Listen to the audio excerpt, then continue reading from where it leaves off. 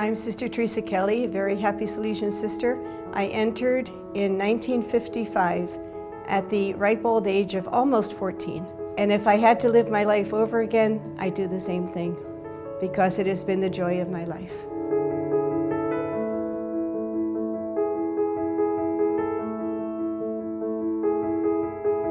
I really fell in love with the Salesian charism and working with the young in the spirit of St. John Bosco. And so I started to kind of contemplate the idea of religious life. Sometimes we get this archaic understanding of what religious life is. You know, it's like walking into the dark and closing the door. Well, that's not Salesian at all. It's walking into the light. It's inviting you in. I know that as a little child, I kept hearing that they belonged to God. I didn't know what that all meant at that time, but it just was a strong, strong feeling within me that I had to belong to Jesus. I found out about the Salesian sisters through a friend, and she was actually convent hopping. She was going to like every congregation in the continental United States. My friend Teresa was getting married, and she was cleaning out her apartment, and she said, "You know, Suzanne, I wanted to be a sister about 10 years ago. I still think I have loads of information that I can give you on various congregations." She gave me the packet of information that she found in the bottom of her closet. And one day I said, well, let me just look at the materials that Teresa gave me. And I said, no. The bottom of the pile was a green magazine that said, Daughters of Mary, Help of Christians. The aspirants and the postulants at that time invited me to come to this camp in Newton, New Jersey. I came to visit our sisters during summer camp. I was teaching at the time, so that was when I had a break. And I loved it. The sisters were there, they were with the kids, they were playing dodgeball and like trying to get the kids out and jumping rope with the kids. And I thought, okay, you know, this could be a good fit for me. That's what I like to do, you know, I like to be with the young people. I was having a conversation with a good friend of mine about the vocation of marriage, because I really, at that point, I was feeling the call to religious life, but I was a little nervous about it. Her goal was to get her husband and her children to heaven, as well as herself. Like that was kind of her focus for her life. And I remember hearing that and thinking, wow, that's so beautiful, but that doesn't settle right with me. My boyfriend and I, we had, you know, talked about marriage and so on, but then when I felt God's call, it was like I had too much love to give that it would be given just to one man in our family. It was so overwhelming, and my boyfriend understood. Have the courage, the faith to make the step. Because the first years of formation, there's no commitments. It's a time of discerning, a time of kind of like trying it on for size. Seeing, is this what God is calling me to? Is this something I can live joyfully and happily the rest of my life? Once you reach that point of, okay, I think I need to try this out and see, there's a lot of peace that comes with it. The only way that we are going to find true joy and peace and fulfillment in life is to follow God's call and the path that He has for us. That peace and that joy is just untouchable.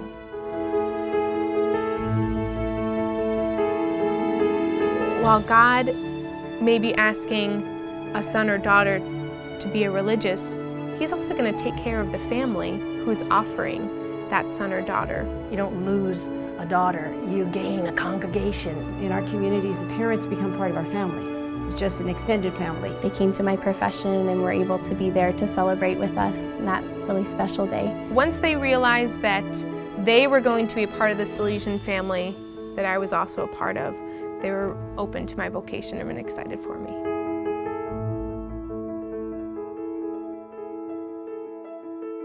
The Eastern United States and Canada is one province, and then the Western United States province. And we are doing tremendous work in schools, youth centers, elementary schools and high schools, retreat work, youth ministry, catechetical ministry throughout the United States and Canada in the areas where we are. Here at our school, we serve a lot of families who are immigrant families and maybe the kids are first generation. And they have just this great love and faith for God. So it's beautiful to be able to be a part of that and cultivate their faith. So many kids just have that desire to be filled with God and filled with goodness and to be good kids. So, you know, being able to touch that is just amazing. We have so many experiences of young people who come to us very needy in so many ways and are able to get what they need, especially the love of God. and especially a sense of the precious gift each one of them is, and the precious gift that they can bring. You get to kind of share in that journey with them. I'm teaching the 7th graders English, social studies, and religion. I'm also teaching 6th and 8th grade religion. I run a service club on Fridays, and I help out with the school liturgies, with the music, and just kind of anywhere else that they need help. One of the sisters is the volleyball coach, and I help with the sewing club, and so we have different activities that we assist them with. I knew I loved that. I knew I loved working with young people, but really the community aspect has been kind of the new and exciting part of my life. When we're not at school in the mission, we're usually together in community. We laugh together, we support each other in the difficult times, and we really give life to one another so that then we can go out into the mission and bring that joy to the young people. It's beautiful to build those relationships and to get to know each other, but also to know, like, okay, God has placed me here with these people on purpose, and our job is to help each other get to heaven. It's not just like I have to do all of this stuff by myself, but that we're really a community, a family. My greatest joy is being able to live belonging to the Lord, with prayer such an essential part of my life and our community life, with a community of women who are holy, who are wonderful, and who are living that same life and have the same beliefs I have and the same commitments that I have. And then carrying on a ministry that is so meaningful in the lives of so many young people and their families. I had just arrived in a new apostolate, a new school, and the sister said, "Tell Sister Suzanne, give her some advice. What should she know?" And 2 little girls said, "Just love everybody. That's what's needed." And to hear that come from 2 little girls, just love. And that's what our charism is all about, is really sharing that love and that joy that God has for each person.